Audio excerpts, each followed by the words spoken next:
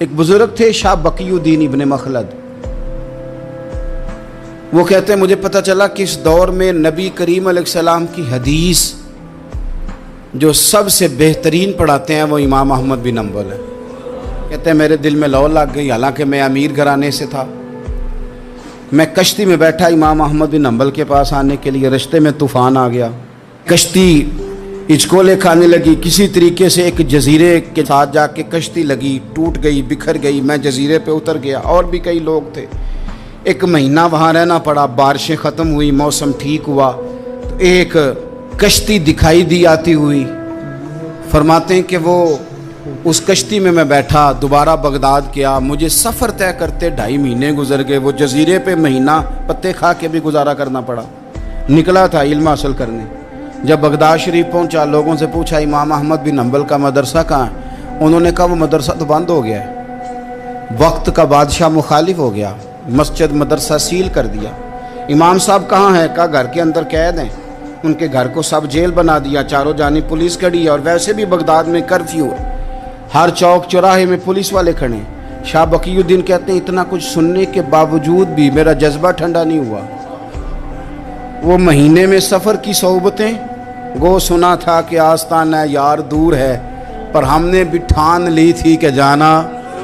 وہ سنا تھا کہ آستانہ یار دور ہے، پر ہم نے یہ ٹھان لی تھی کہ جانا ضرور ہے۔ کہتے ہیں پہنچ گئے، اب پتہ چلا کہ کرفیو ہے، سڑکوں پہ پولیس کھڑی ہے، گلیوں میں چوکوں چوراہوں میں پہرے ہیں، امام صاحب تک تو جا کوئی نہیں سکتا۔ کہتے ہیں میں نے ایک شخص کی منت کی، میں نے کہا کسی طریقے گاڑی بتا۔ کہنے لگا میں اشارہ بھی نہیں کر سکتا، سخت حالات ہیں۔ وہ کوئی طریقہ، میں نے جب زیادہ تڑپ کے کہا تو وہ شخص کہنے لگا میں ان کے گھر کے قریب تجھے لے جاؤں گا اور گزرتے وقت صرف آنکھ کا اشارہ کروں گا۔ کہتے ہیں میں نے کہا یہ بھی ٹھیک ہے۔ ان کے گھر کے تیری تلاش میں پھرے نا ہم جنگل پہاڑ اور دشت میں، ان کے دروازے کے قریب اس نے اشارہ کیا۔ شاہ بقی الدین کہتے ہیں کہ میں گھر دے کے آ گیا واپس۔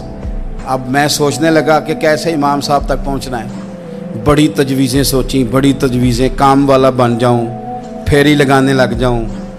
پھر سوچا کہ اگر میں کچھ بیچوں گا ریڑھی پہ رکھ کے تو کوئی خریدنے نکلے گا، کوئی نہیں نکلے گا، کس طرح کروں، کیا کروں، بڑی سوچیں۔ بالآخر میں نے طے کیا، اللہ اکبر، میں نے نہ کپڑے پھاڑ لیے، امامہ اتار دیا۔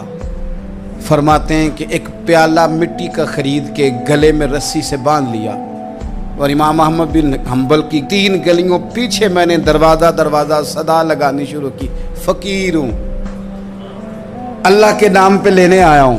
کہتے ہیں ایک ایک دینار مانگتے مانگتے مانگتے مانگتے آزم یار منون دی خاطر اساں کی پیس وٹائے۔ کہتے ہیں مانگتے مانگتے نا میں امام احمد بن حنبل کے دروازے تک آیا، امیر گھر کا بچہ تھا، بڑے پیسے جیب میں ہوتے تھے۔ امام کے دروازے پہ صدا لگائی، کوئی ہے اللہ کے نام پہ دینے والا؟ کہتے ہیں وہ نور بھرا دروازہ کھلا، ایک گورے مکھڑے والا، سفید داڑھی والا، سونے امامے والا، چمکدار آنکھیں، نورانی شباہت۔ کہتے امام احمد بن حنبل باہر آئے، اور جیسے ہی 1 دینار میرے پیالے میں ڈالنے لگے تو میں نے ہاتھ چوم کے کہا سونیا تیرے قربان جاؤں، میں دینار لینے نہیں آیا، محمد عربی کی حدیثیں سننے آیا ہوں۔ کہتے امام کی بھی آنکھیں کھل گئیں، کہنے لگے اس حال میں آزم یار مناؤن دی خاطر سانکی کی پیس بٹائے۔ کہا حضور کیا کرتا، یہی ایک طریقہ رہ گیا تھا، میں تو کہاں سے چلا ہوں، کہاں پہنچا ہوں، کیا کروں؟ امام صاحب فرمانے لگے پھر میں بھی بڑے دنوں سے پریشان تھا، کوئی سیکھنے والا نہیں مل رہا تھا، تو مل گیا۔ کہنے لگا حضور میں روز آ جاؤں فقیر بن کے، آپ جتنا چاہیں 2 4 5 منٹ میں مجھے حدیثیں سنا دیں، میں اگلے دن یاد کر آیا کروں۔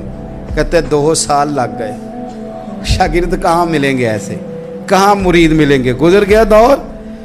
کہتے ہیں کہ میں نا ہر روز فقیر بن کے جاتا، 3 گلیاں پیچھے مانگنا شروع کرتا، کوئی شک نہ کرے۔ 2 سال دروازے پہ جاتا، آگے پیالہ کرتا، امام 1 دینار ڈالتے اور مصطفیٰ کی حدیثیں سناتے۔